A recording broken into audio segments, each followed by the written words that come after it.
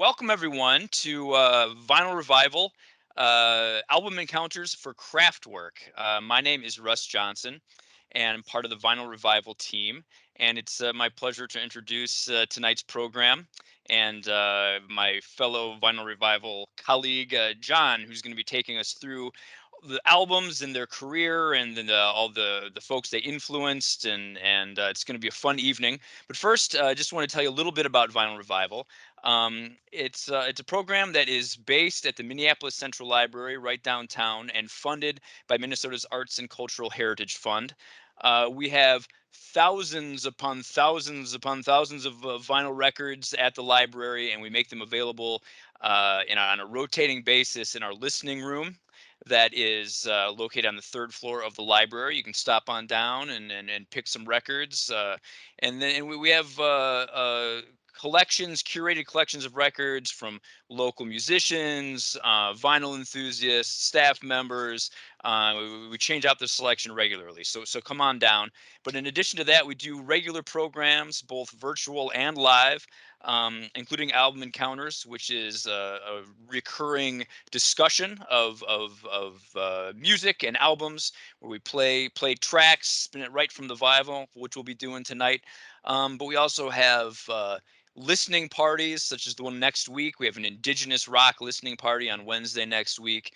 And we're moving back to in-person programs too. We have a great local music collective called Ozone Creations, and they're coming to our Polad Theater at Minneapolis Central just next Thursday. So you can come on down if you want to see that. But not to get too ahead of ourselves, we want to enjoy some craft work tonight. And for that, I'm going to hand it off to Jonathan.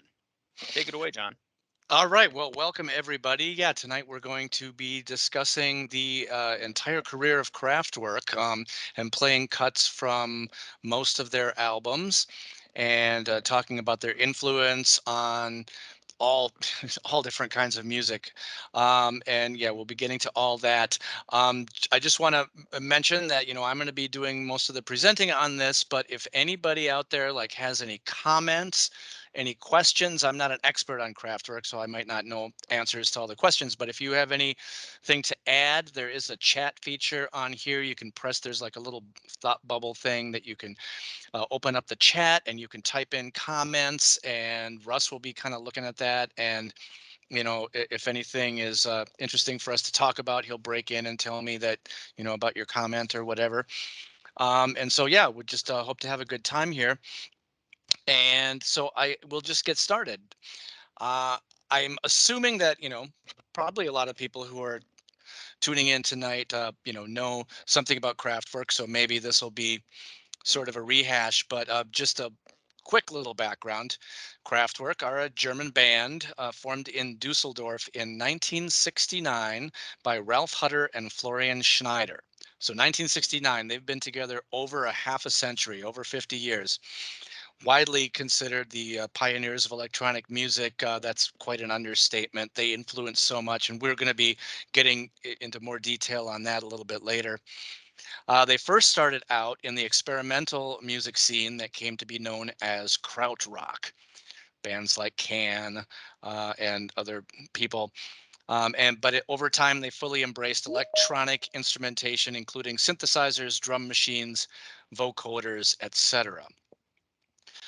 So, as I said, the core, the first original core of Kraftwerk was Ralph and Florian, but in the mid '70s, Wolfgang Flür and Karl Bartos joined the band, and that is pretty much what's considered the classic Kraftwerk um, lineup. And so here's a picture of them looking very dapper in their suits and everything. This is the classic Kraftwerk lineup of Ralph, Florian, Wolfgang, and Karl, and they recorded most of the Kraftwerk recorded output and their most well-known and classic albums. Um, Over time, uh, let's see, yeah, Wolfgang Flür left in about 1987. Karl Bartos left in 1990. And Florian Schneider stayed until 2008, but then he left the band and unfortunately died in 2020 at the age of 73. But Kraftwerk has kept on keeping on, and they still right these days they're mostly a live band. I mean, they've put out remix albums, they've put out some live albums. They haven't put out a lot of brand new studio material. But here's a picture of kind of what they might look like today on stage. Um, so Ralph is the only original member that is left, but two of the guys who play with them now, Fritz Hilper and Henning Schmitz. I apologize if I mispronounce any of these names, but they've both been with the band now for over 30 years. And like I said, mostly it's a live thing, but they've been involved in some recordings and other things like that. So as I said, Kraftwerk's influence far and wide. They were inducted into the Rock and Roll Hall of Fame last year in the early influences category. Took many, many tries to get them in, and I don't think, I don't know. I think they should have gotten in earlier and everything like that, but that they're in there now. Um, so two reasons that I decided to do Kraftwerk right now at this time is one, talking about the live show, which we see a picture of here. They are playing live here in Minneapolis in less than 2 weeks. June 1st, Wednesday, June 1st at the State Theater downtown on Hennepin. You have a chance to see Kraftwerk live, and I highly recommend the show. I've seen them live twice. First time was 2008. For some reason, they only played 4 shows in the US, but one of them was at Myth nightclub in Maplewood. I'm not sure quite how that booking happened, but they put on a fantastic show. 7 years after that, in 2015, they played at Northrop Auditorium.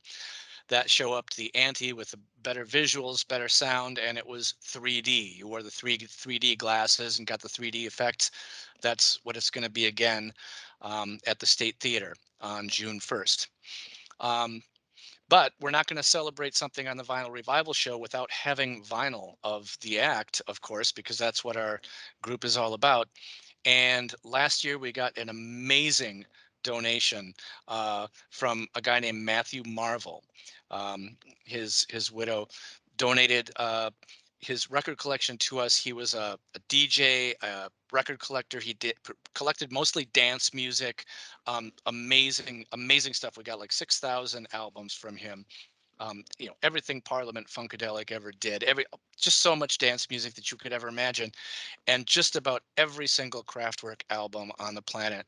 Um, even the old stuff that is out of print and hard to find. And so that's what we're going to do. And usually on Vinyl Revival, our tradition has kind of been to pick one album and dig really, really deep into that album.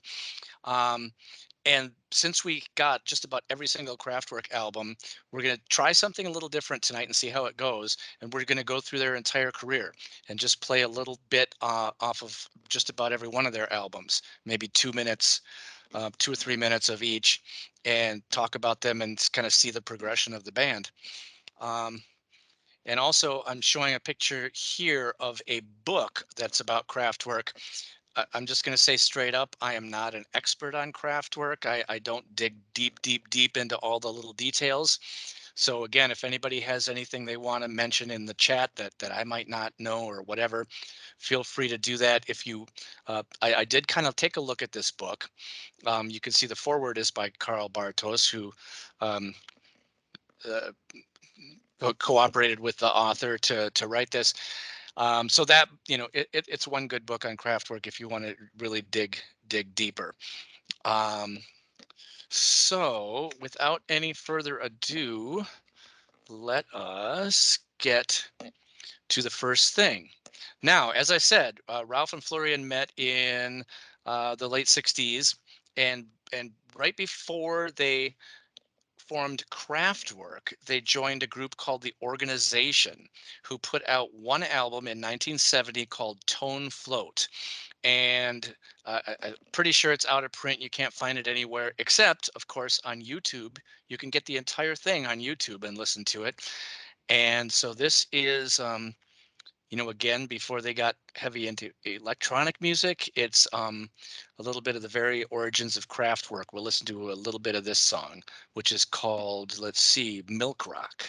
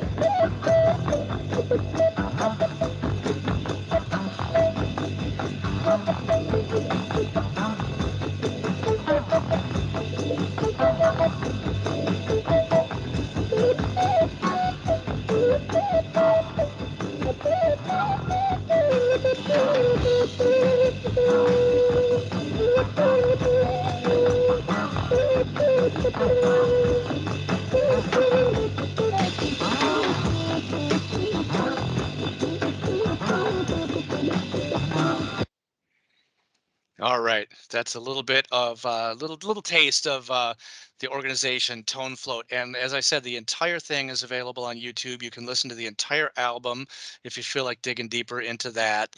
Um, uh, but then um, later in the same year, 1970, that came out in June. In November 1970, the first Kraftwerk album was released, just simply called Kraftwerk. This is the cover. This is the cover art. Um, and this particular album was basically just Ralph and Florian. They did get two different drummers to play drums on tracks on the album, but again, it was before they were really getting into the electronic stuff. Ralph played organ, guitar, and tuban, which is sort of a weird early keyboard instrument, and Florian played flute and violin, and that was the instrumentation. And we are going to play a little bit of a track off this first Kraftwerk album called Rucksack. Um, and you may be familiar with this, and if you are, we'll tell you why after we listen to a little bit of this track.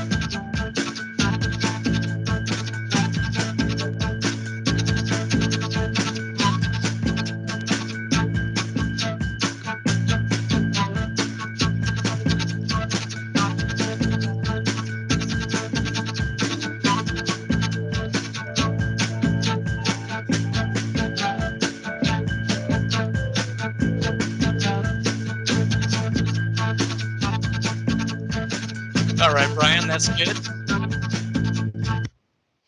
All right, just a little bit of a taste of the first Kraftwerk album and a song called Rucksack. And we were discussing this. I had read something about this and I kind of forgotten. Brian said, "Didn't I see that on a PBS show?" And so I looked it up real quick. And sure enough, Rucksack was used as the theme song for the PBS show Newton's Apple in the United States. It was used without permission. Later episodes of the show feature an unknown cover version of the song. So even the very first Kraftwerk album had had some influence there. So that was the first album. Their second album, which has very similar artwork to their first album, was just called Kraftwerk II. And this one was just Ralph and Florian. They didn't have any drummers. They had some drummers on that first album. On this album, it was just Ralph doing organ, electric piano, guitar, bass, xylophone, and harmonica, and Florian doing flutes, violin, guitar, effects, and xylophone. Um, Ralph said in a interview at one point, "Nobody wanted to play with us because we did all kinds of strange things, feedbacks and overtones and sounds and rhythms. No drummer wanted to work with us because we had these electric gadgets." So we'll listen to a little bit of a track called Strom from Kraftwerk II.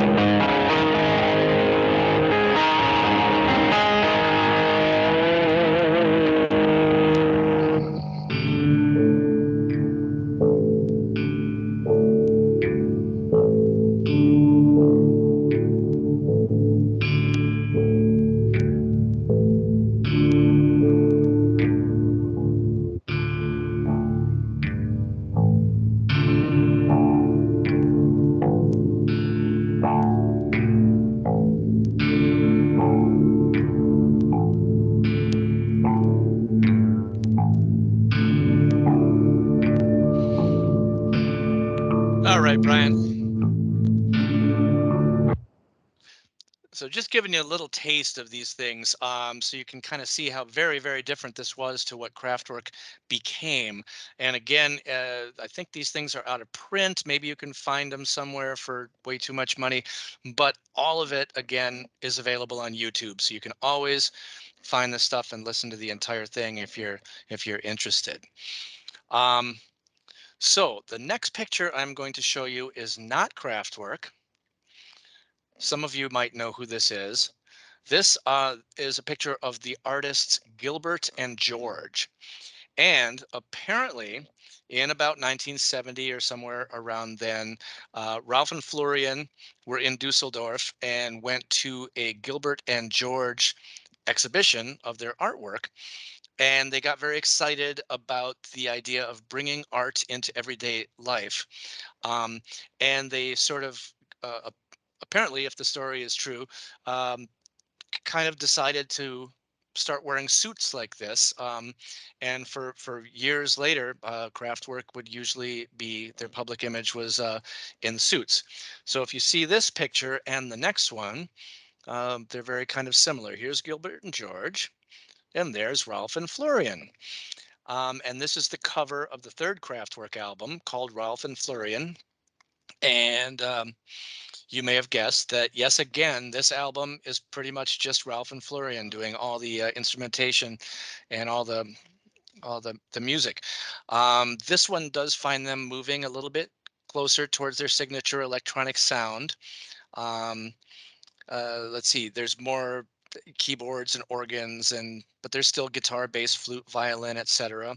Um, this is the back cover photo of the album. So you can see them, each of them is sitting in front of sort of a keyboard looking thing, but you can see Florian's got a flute on his lap, and there's some various other instruments around. So let's just listen to a little bit of a song from this 1973 album. Uh, the English translation is Electric Roulette. It's Electric Roulette. I probably pronounce it wrong, but listen to a bit of this.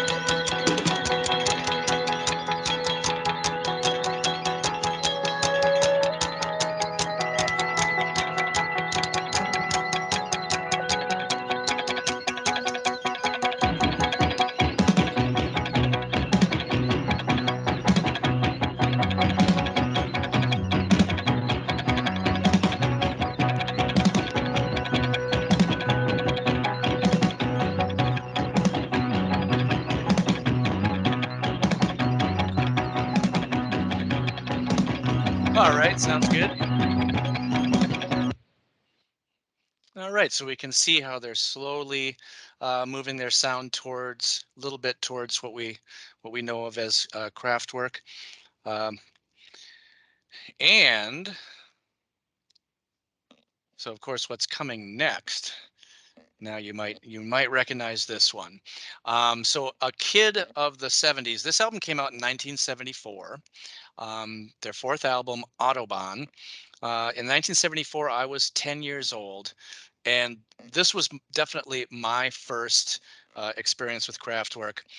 Um, at first, the album came out and it got kind of mixed reviews. Blah blah blah. Didn't pick up so much, but eventually, a Chicago radio station started playing an import single of the song Autobahn, and all of a sudden it started picking up and being played around the country and turned into an international hit.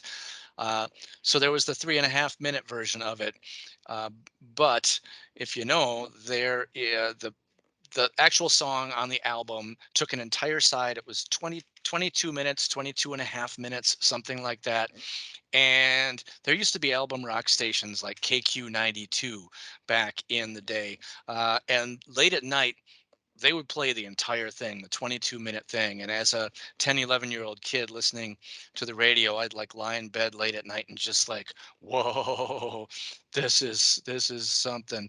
Um, so let's listen to this. Well, I'll probably let this go a little bit longer than I'm going to let a lot of the songs. I'll probably go maybe 3, 4 minutes into this, but still, that's only a very small portion of the track. The classic Autobahn.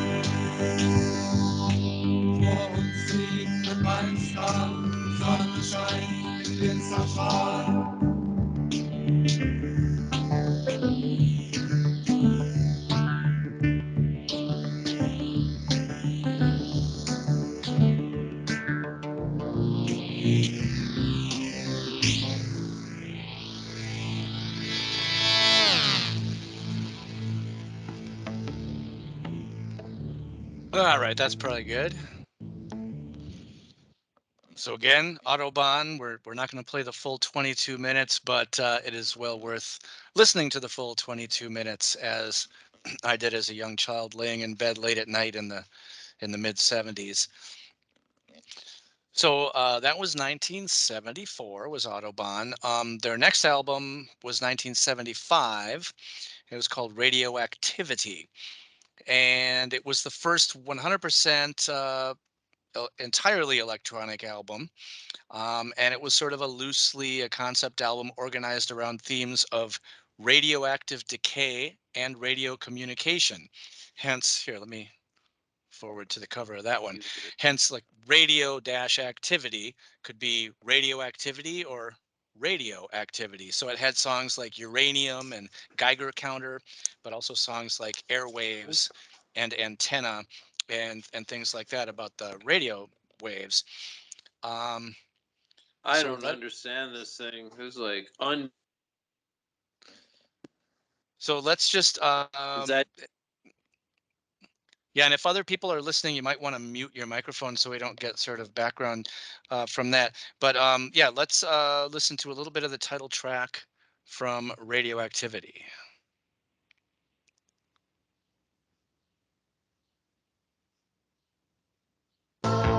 Radioactivity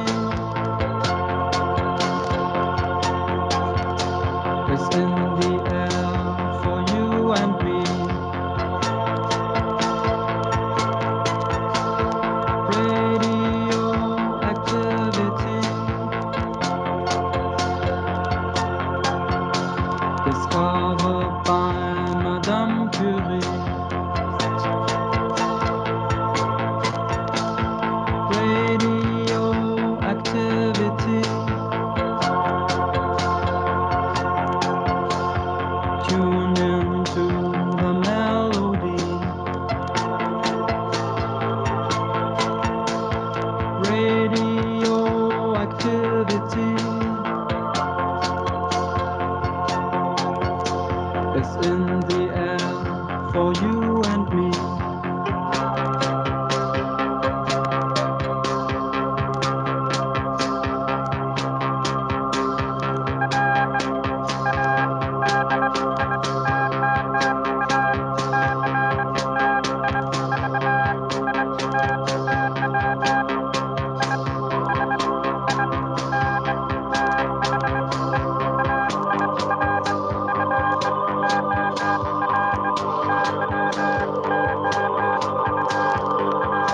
Okay, sounds good. Just a little bit from Radioactivity.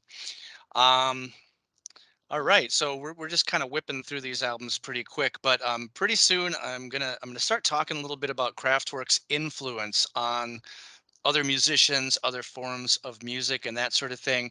But just as one little example, they still pop up in popular culture every once in a while to this day. Um, and so I, as people do, I was binge watching a show on Netflix, and I ended up watching the show Russian Doll. And oh, here it is. So it's very complex. It has to do with time travel and all this weird stuff. But uh, this is one of the characters talking to another one of the characters. And he had just time traveled back to Berlin or something like that, and said that he was interested in a person, and she said, "Oh, like Marlene Dietrich," and he said, "No, his name's actually Lenny," and she says, "Oh, so a Florian Schneider," and then he says, "Well, I don't know who that is," and she says, "Kraftwerk, R.I.P." Um, and also on this screenshot, you can see that this episode was titled "Station to Station" after the David Bowie album. Um, and so Kraftwerk and David Bowie have a pretty big connection. The next we're going to talk about that connection after we listen to one more track. But I will tell you the next track we're going to listen to is the album Trans Europe Express and the title track from that album, Trans Europe Express. And we're not going to hear this lyric because it comes later in the song, but some of the lyrics in the song are from station to station, back to Dusseldorf City, met Iggy Pop and David Bowie, Trans-Europe Express, about them meeting Bowie. But let's listen to a little bit of the song, and here's the album cover, and then we'll talk about the Bowie connection.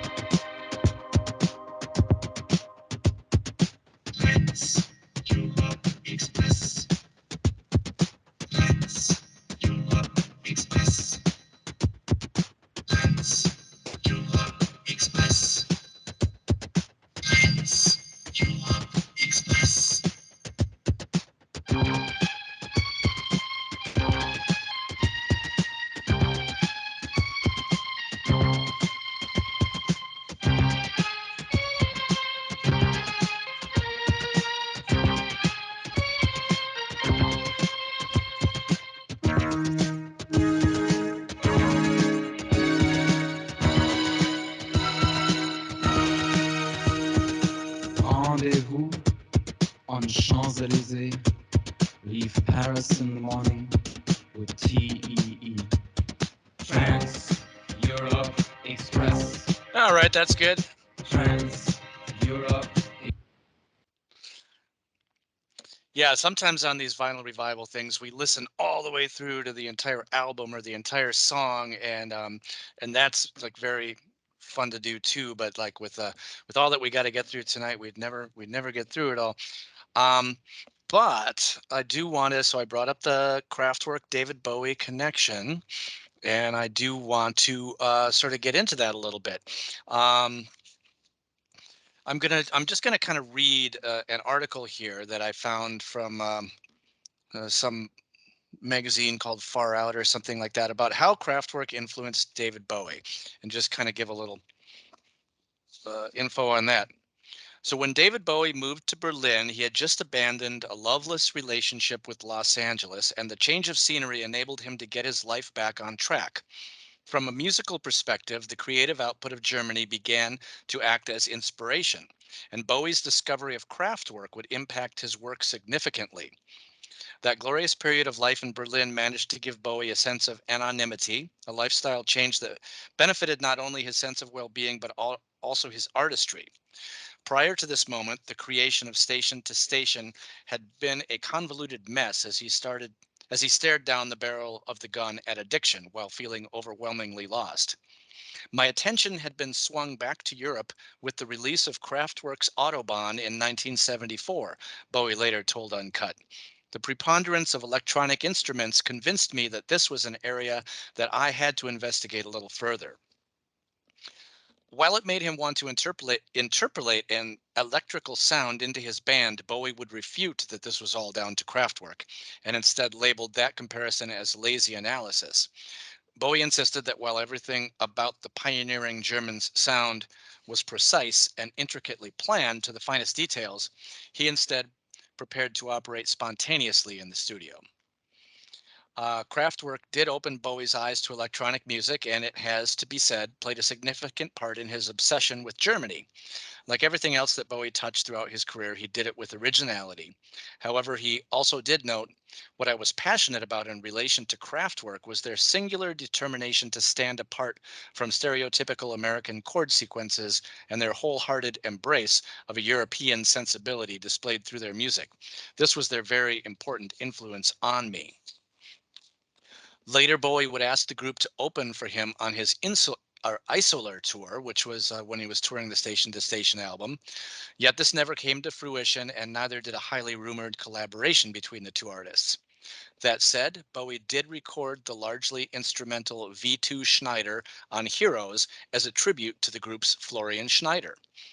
Shortly after, the Germans reciprocated the gesture on the title track from Trans-Europe Express, singing from station to station back to Dusseldorf City, meet Iggy Pop and David Bowie, as I just mentioned before. Ralph Hutter from the group later discussed how Bowie's public support helped thrust Kraftwerk into the mainstream. He reflected that was very important to us because it linked what we were doing with the rock mainstream. Bowie used to tell everyone that we were his favorite group, and in the mid-70s, the rock press used to hang on every word from his mouth.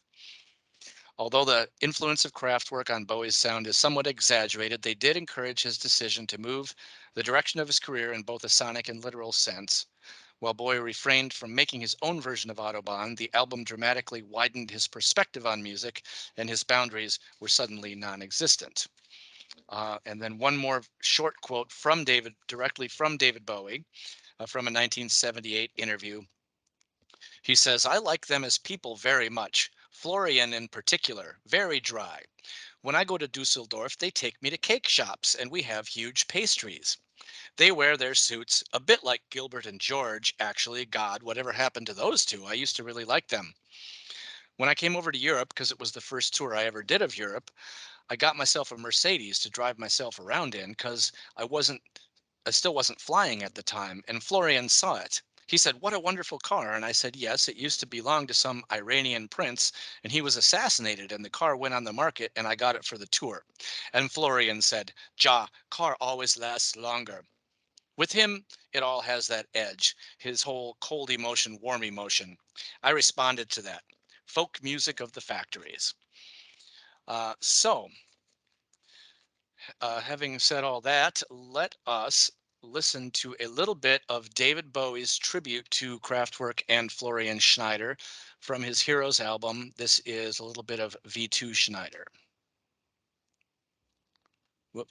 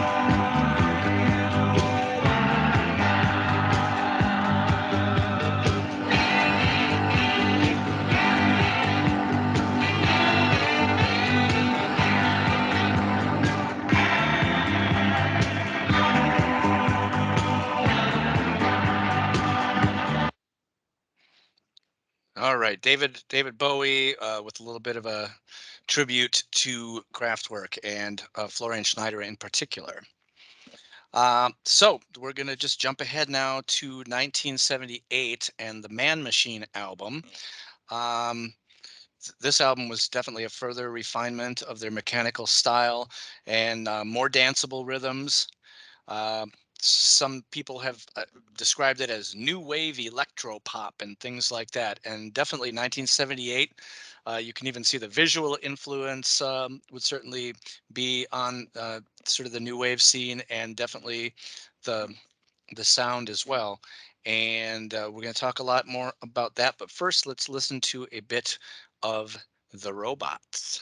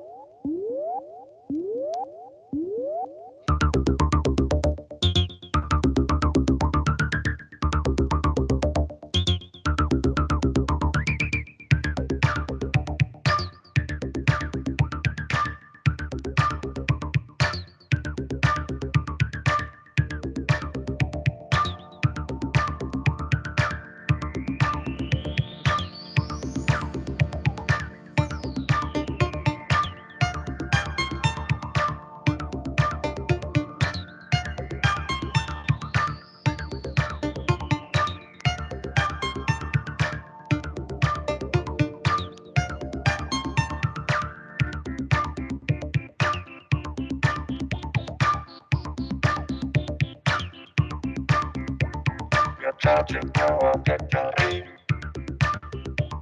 and now we are full of energy. We are the robots. We are the robots. We are the robots. We are the robots.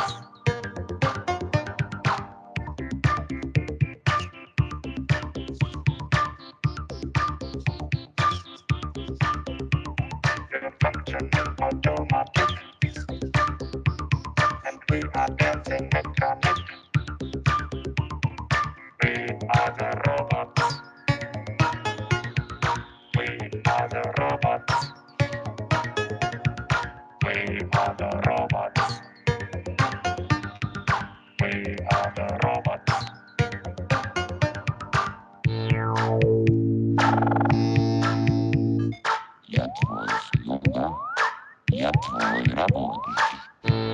All right, that's good.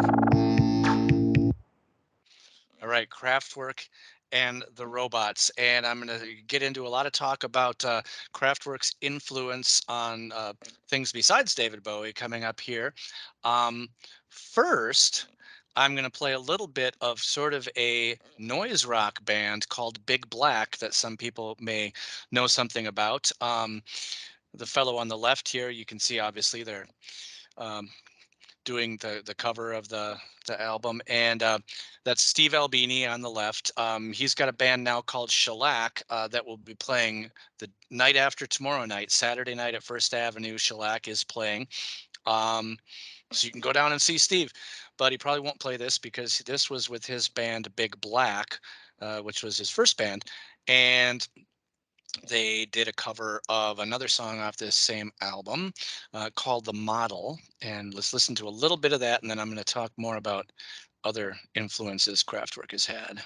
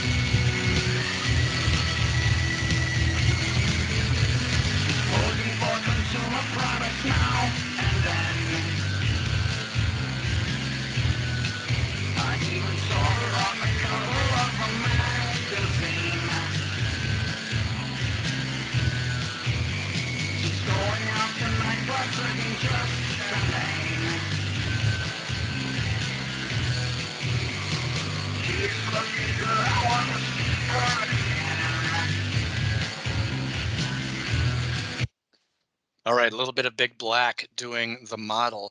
And so many people have well been influenced by Kraftwerk, but also there's been like bazillion covers of Kraftwerk songs.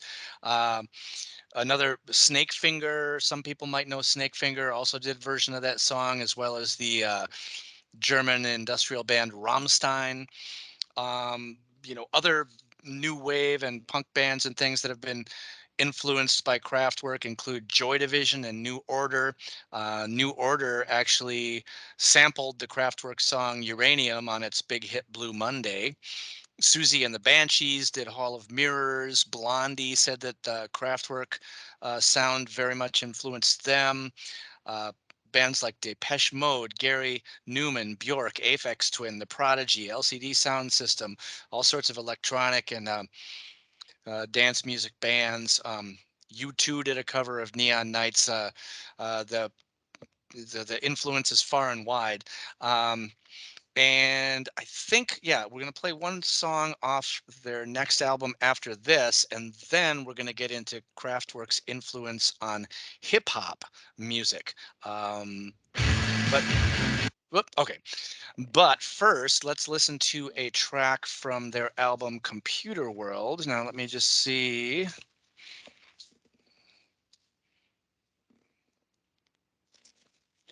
I lost my, oh, there it is. Yeah, I got my notes are all in wrong order here. Computer World, this album came out in 1981. It's basically sort of a futuristic conceptual work that predicts the presence of computer technology in everyday life. Once again, Kraftwerk ahead of their time. This was 1981. Computers were not common, home computers, but yet there's a song on this album called Home Computer. We had Pocket Calculator. Those may have been more common at the time. And all sorts of stuff like that. But let's listen to a bit of the track. It's More Fun to Compute. It's more fun to compute. It's more fun to compute. It's more fun to compute. It's more fun to compute.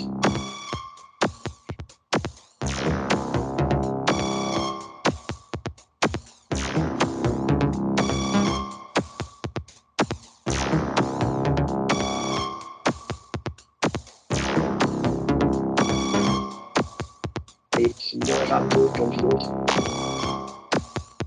It's more fun to compute. It's more fun to compute. It's more fun to compute.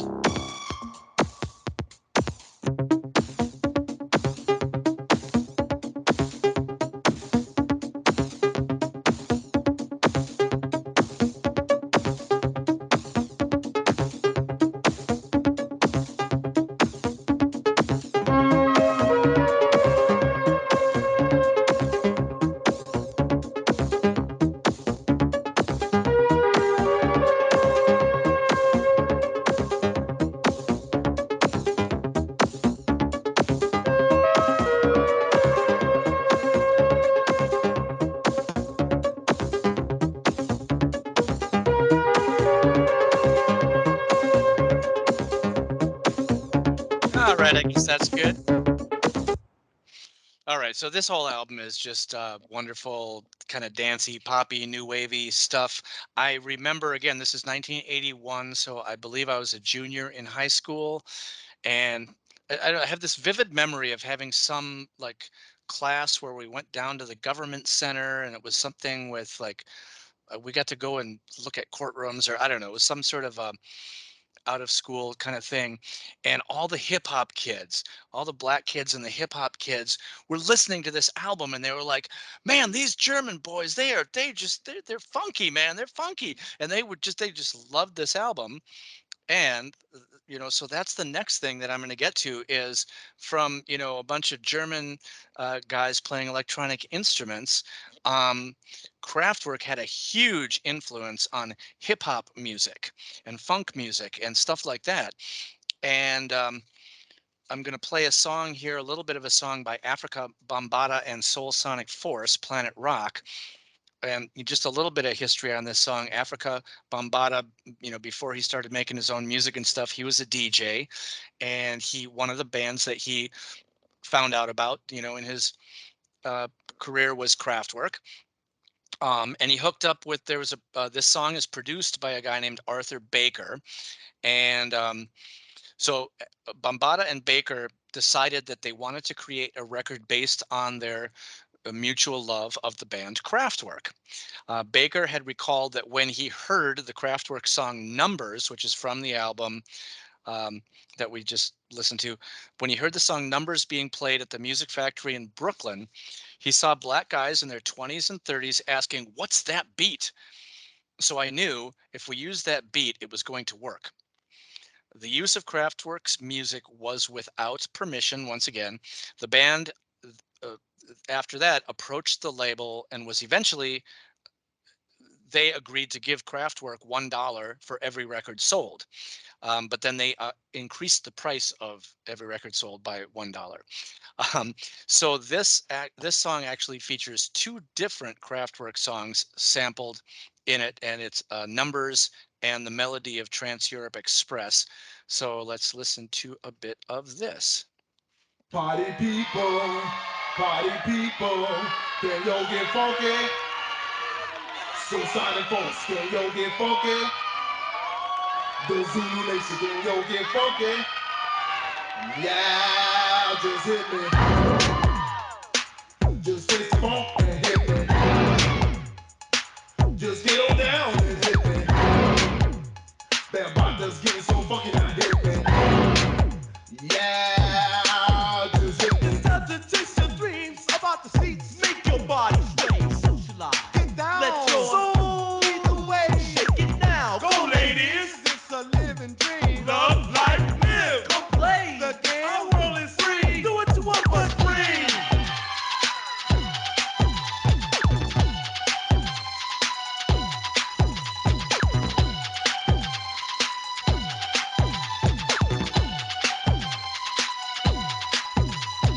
We know a place where the nights are hot. It is the house of both females and males. Both young and old. For the disco, the DJ plays your favorite blast. Takes it back to the class. Music's magic. Poof, hump, hump, bump, get bump with some blast. People. Rock, rock the planet rock. Don't stop. Rock, rock the planet rock. Don't stop. The Soul Sonic Force. It's the big power. And MC Glow, we emphasize the show. We got ego. Make this your night. Just live it right. In my day, as the people say, live it up. Shut. So work or play, our world is free. Be what you be. It's me.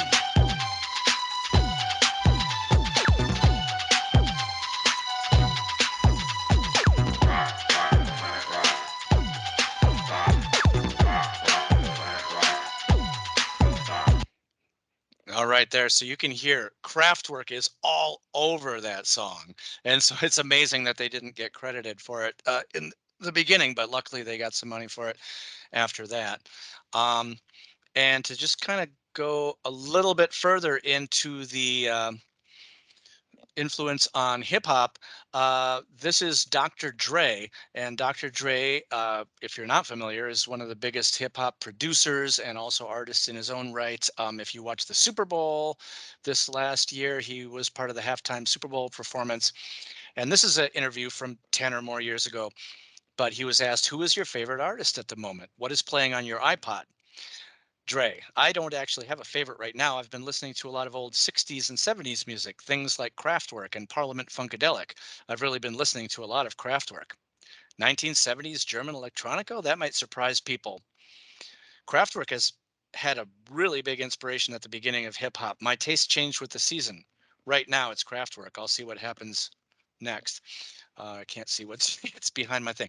But anyway, yeah, so you can see Dr. Dre, again, very much influenced by Kraftwerk. And I'm going to play a 45-second clip of Dr. Dre freestyling over a Kraftwerk song, Metal on Metal.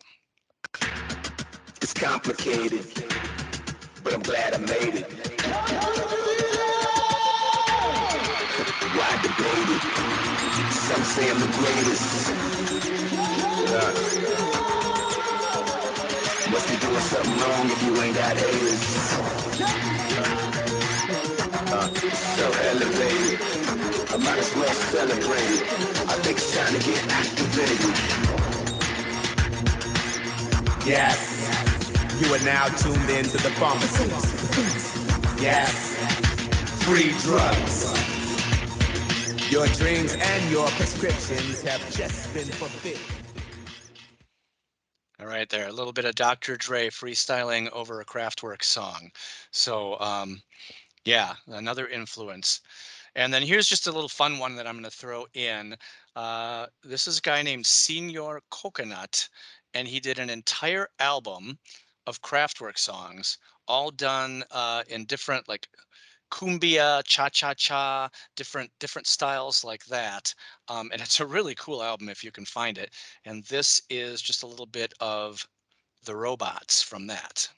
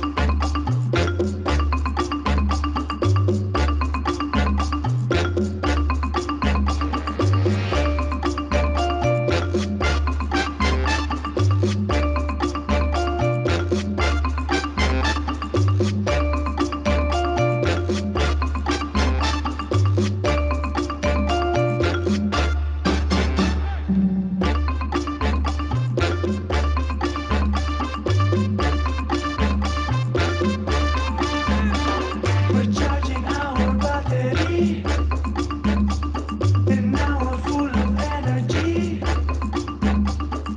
We are the robots.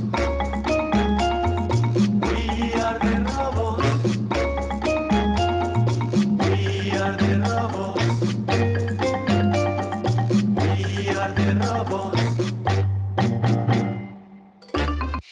All right, just a bit of Senor Coconut, and that whole album is really fun. They do a version of It's More Fun to Compute, which I played just a little bit earlier, and like all different songs through Kraftwerk's career in a different style. So yeah, so we're getting towards the end. I got two more Kraftwerk clips to play, and then a couple of video things, and then one more thing to wrap it up. This is an album that came out in 1986, so they're starting to get like more of a time gap between their albums. They started working on it in 1982, but it took almost a half decade to produce. And one of the reasons was that Ralph suffered a cycling accident in 1982 at some point. And in general, he was more focused on bicycling than on the band's activities. Kraftwerk, at least Ralph and some of the other members, maybe all of them, they really got into bicycling and cycling. And you'll see some of that came through in their music a little bit later. But they did eventually get this album out in 1986, and it's got some cool stuff on it. And so we're going to listen to a little bit of a song called Boing Boom Chuck.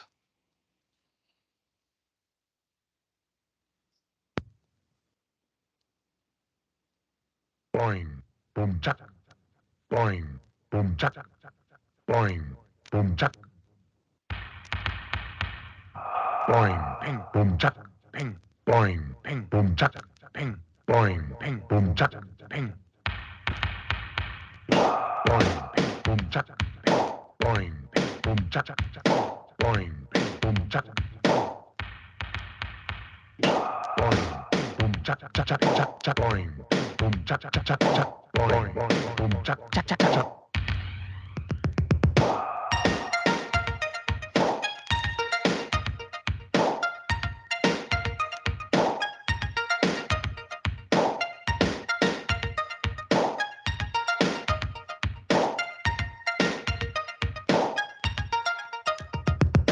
Music non-stop. techno pop.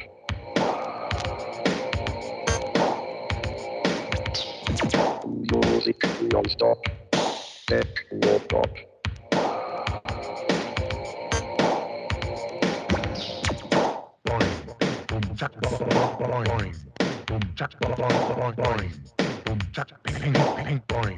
All right, that's good.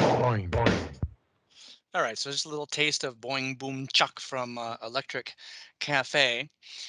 And so going on with this bicycle theme I was just talking about, yeah, so Kraftwerk really got into bicycling. And Ralph once said the members of Kraftwerk took up cycling in the late 1970s, and the influence started there. We live very close to the Netherlands, which is cycling heaven, and everyone is around with bicycles. It's a very normal everyday tool. So they got really into this in 1983. So I guess before the album we just heard came out, they put out a single called Tour de France. And then 20 years after that, in 2003, they put out an entire album called Tour de France Soundtracks to celebrate the 100th anniversary of the Tour de France. Um, and if you go see their concert, you'll see like they'll do some of these songs and have lots of video footage of bicycles and stuff. So we're going to listen to a little bit of the original 12-inch that they put out in 1983 called Tour de France.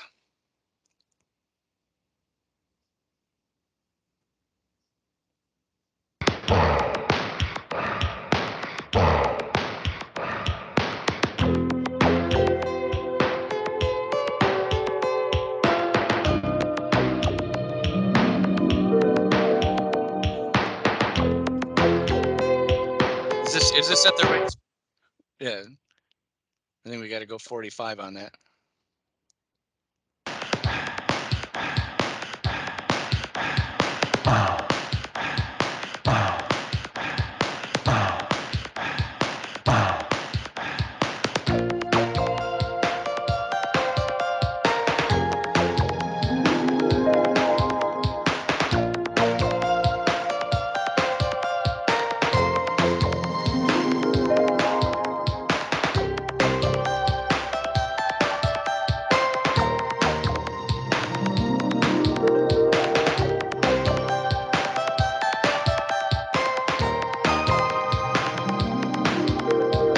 Col de Snow, Saint-Tropez, Tour de France, Tour de France. Côte d'Azur, Saint-Tropez, Tour de France, Tour de France. Die Alpen und die Pyrenäen, Tour de France, Tour de France. Etappenziel Champs-Élysées, Tour de France, Tour de France.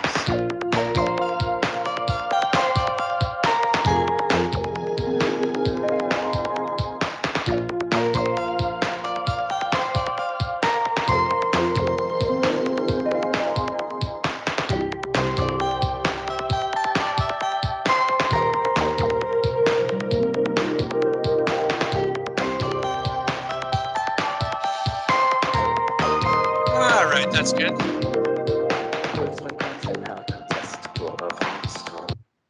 All right, just a little bit of a taste of Tour de France.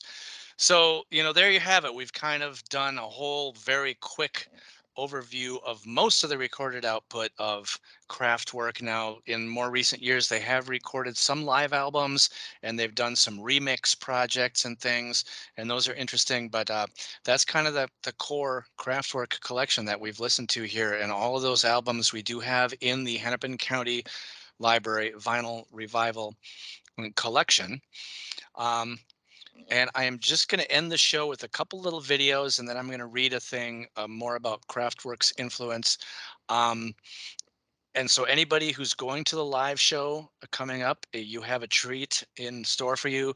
If you don't have a ticket, I highly suggest it.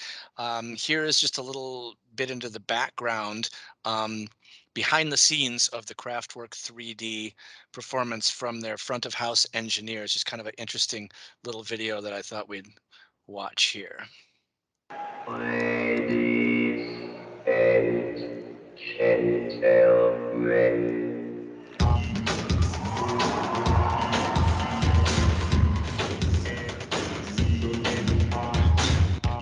I'm Serge Grefe and I'm the front of house engineer of Kraftwerk. I started doing sound while I was still at school. Yeah, this was my first time on a mixing desk, and then it all started. I started to work for Kraftwerk in 2005. My work started because they needed someone to fly to Macedonia immediately to do their system. I was the one who picked up the phone, so it started with this, simple as it is.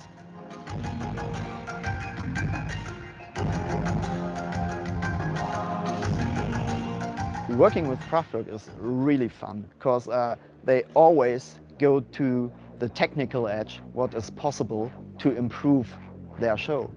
Right now we started to do this immersive sound, and we are one of the first bands in the world touring with the immersive sound system.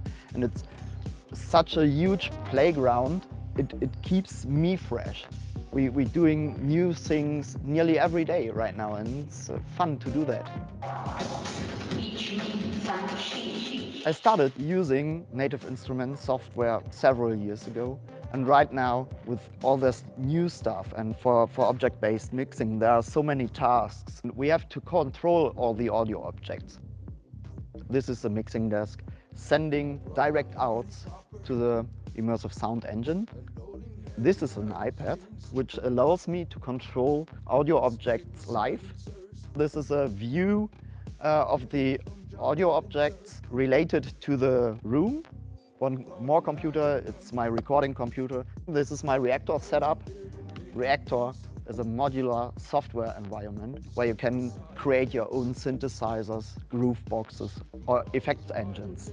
Because we are scratching on the surface of a new audio dimension with immersive sound, we have to think about new tools. With this experience came the ideas to build things especially for immersive sound.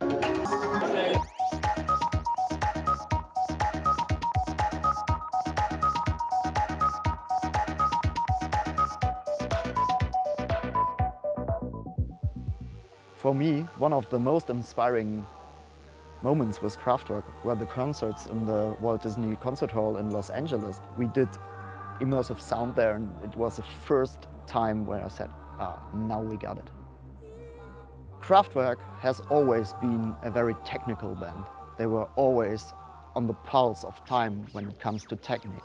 So that's also why they don't use analog synthesizers anymore on stage.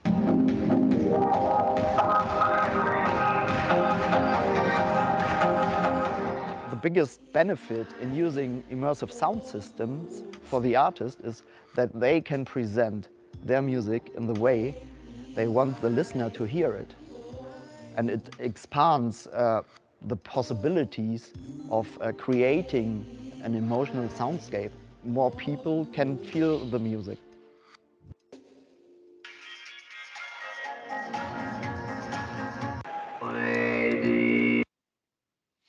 All right, and so then after watching that, I thought we'd watch just a little bit of a live clip from them to just get a little bit of a feel for that. Of course, every song is different with different effects and stuff, but here is just a little bit of Kraftwerk live doing Autobahn.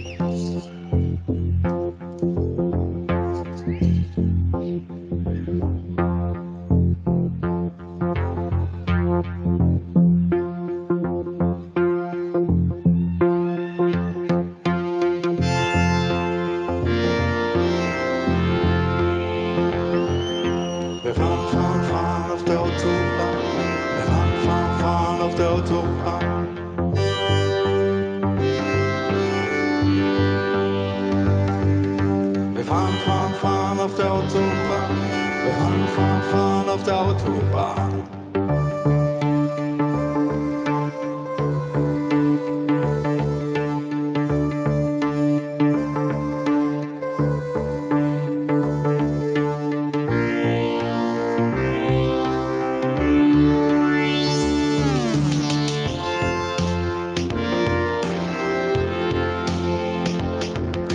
Wir fahren, fahren, fahren auf der Autobahn. Wir fahren, fahren, fahren auf der Autobahn.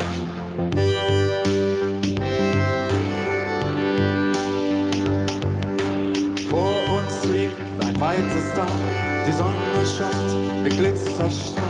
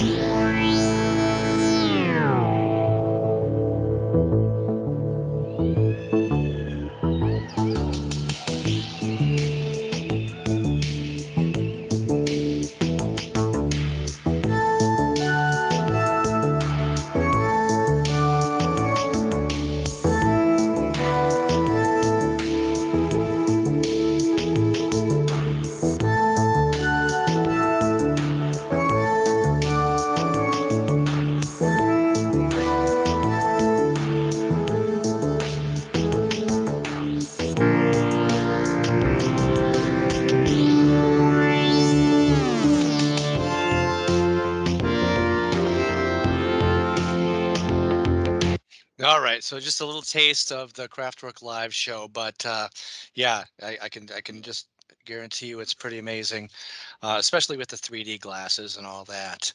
Um, so that is just about it for what I have, except for one last thing. Um, Talking about the influence of Kraftwerk. I just want to, you can make your own decision on whether you agree with this or not, but there have been a lot of people who say that Kraftwerk are just as influential, if not more, than the Beatles. And so here is a side-by-side picture of the two groups. And I'm just going to read you this article from the LA Weekly, a short article, um, and just to give one perspective on the influence of Kraftwerk. It is not just that Kraftwerk invented the future of music. It is that a startling amount of the music you hear today, from the most obscure indie rock to the most mainstream pop to literally every suffering inch in between, bears the impression of their invention. The pop century has been dominated by the Goliath shadow of Mount Beetle. We presume that every musician and every listener were constantly aware of the Beatles' sassy silhouette and wedding cake frosted recordings as they thought about what it meant to make music, hear music, be part of the Pepsi generation. But take a look at the pop music world in 2017, I guess, when this article was written. Take a good look. You will find that the Beatles are no longer the most influential pop band in the Western world. Kraftwerk are. There's a mesmeric grace to Kraftwerk's music, a sweetness and an all-encompassing sense of circular major chord resonance that completely defies the band's robotic image. Like their closest musical relatives, the original Ramones, Kraftwerk were bubblegum revolutionaries. Ludicrously simple, but absolutely radical and utterly inimitable. There is virtually no more seductive pop music on the planet. Over and over for over 43 years, Kraftwerk have made Dark Side of the Moon via the Archies via Hell 9000. The complex, beautiful evolution of rock and roll is not a simple story. Every genre pioneer has a dozen or more antecedents. Scratch Chuck Berry and you'll find Louis Jordan. Scratch off the Clash's spiky facade and you'll see the greaser haircuts of Dr. Feelgood. Peel away Velvet Underground's Banana and the drones of Lamonte Young and Tony Conrad emerge. Poke at Elvis's bruised lips and Wynonie Harris, Hard Rock Hunter, even Dean Martin are revealed. In rock and pop, there is virtually no spontaneous combustion. Everything is a gorgeous story of causation, addition, and subtraction. There is one giant exception. Kraftwerk didn't just pioneer a genre, they literally materialized it out of thin air, much like Sai Baba materialized Holy Ash. Until the moment Autobahn hit the airwaves in the summer of 1974, nothing like it had ever existed. Of course, many cult artists and composers working outside of the mainstream have revealed exceptional originality and invention. Suicide, Terry Riley, Sun O. These are some artists who didn't just raise the bar, they built entirely new ones. Like Kraftwerk, they defied the laws of dependent or origination, but none of these artists, impactful as they might have been, reset the broad landscape of international pop as visibly and constantly as Kraftwerk. Now, what did they do again? In 1974, Dusseldorf, Germany's Kraftwerk transposed the entire idea and form of a pop band into synthetic terms and placed cheerfully familiar pop modes within this entirely synthetic and rhythmic framework. Today, the idea of synthetic pop is so common that it seems odd to consider that one single artist indisputably did it first, but that's the case. Think of it this way: when you see a standard band with an electric guitar, electric bass, standard trap kit drummer, and a vocalist, you may think, oh, those guys remind me of Sonic Youth or Arcade Fire or The Strokes, etc. But you don't ever think, oh, these guys remind me of that band that was the first band ever to use an electric guitar, electric bass, standard trap kit drummer, and a vocalist. You can't think of that band because that band doesn't exist. But all of synthetic pop, each and every occurrence of a synthetic drum or synthetic bass pulse in a song, can be traced back to one freaking group. It's like finding out that Adam and Eve really existed. So there you go. You can agree with that or not, but Kraftwerk's influence was pretty darn large. And so having said that, I'm going to turn off my sharing mode.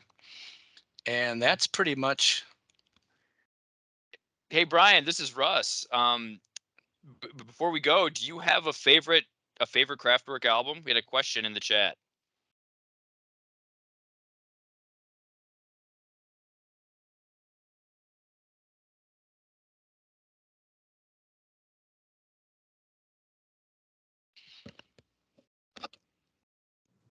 Oh, I think that's for Jonathan. I don't know. Do you have a favorite Kraftwerk album?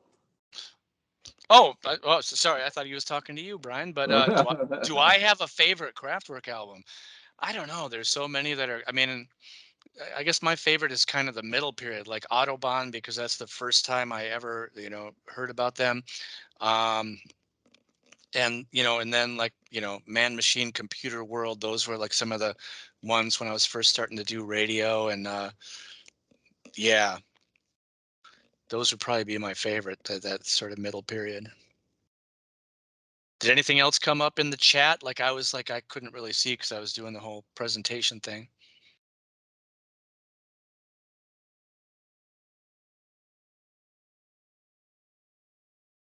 Oh, now that I'm here, I can look at the chat. Michael put in a great quote about from DMC and Run DMC about their influence on hip hop. Oh, very good, very good. Oh yeah, I see that here. Yep. I hope you don't mind the little additions in the sidebar there. Oh, absolutely not. No, absolutely. We encourage that. Yeah.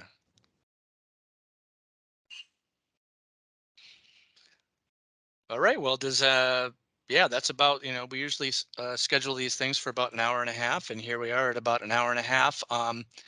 If anybody else has any comments or questions or anything they want to do, otherwise, I guess that's pretty much what I got. One quick thing, I mean, just like a reoccurring theme through their music is just the idea of forward motion. It's like whether it's trains, bicycles, cars, even like the Skylab thing. It's always about like forward motion, movement. I don't know. There's something really kind of romantic about that. You don't really think of the word romantic when it comes to electronic music, but I find their music to be very, very evocative and romantic. Well, yeah, and yeah, I was thinking of that because, like, Autobahn, and there's like the sounds of the cars and stuff, and then Trans Europe Express and its trains, and then the bicycles with the breath and the people bicycling. Yeah, they come back to that over and over again.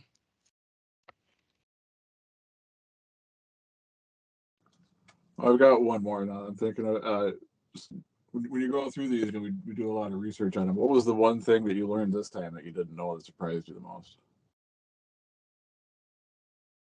You're asking me what Yeah, what was the like going through this and doing research on this again? You know, going through Kraftwerk. Oh, right. You're already familiar with them, but was there something that you learned this time around that surprised you?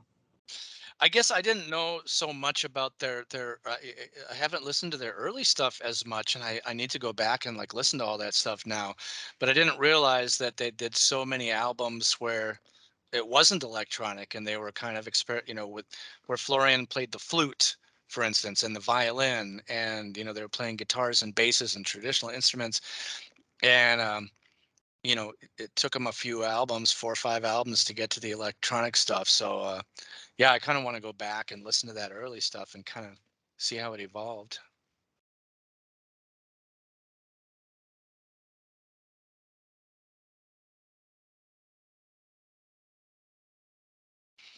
Well, all right. Anything else? Or let's see, Russ, if you like already dropped in the survey and all the stuff in the chat that we want people to look at.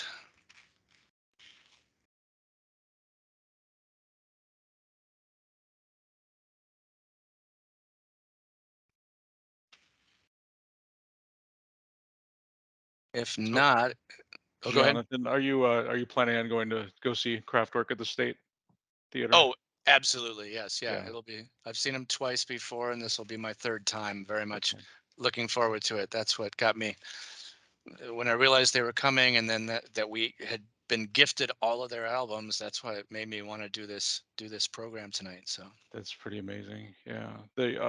Their live version of Radioactivity is just absolutely it's just jaw dropping. It's unbelievable. yeah, yeah. And especially with the 3D and everything. Yeah, Right on. yeah. All right.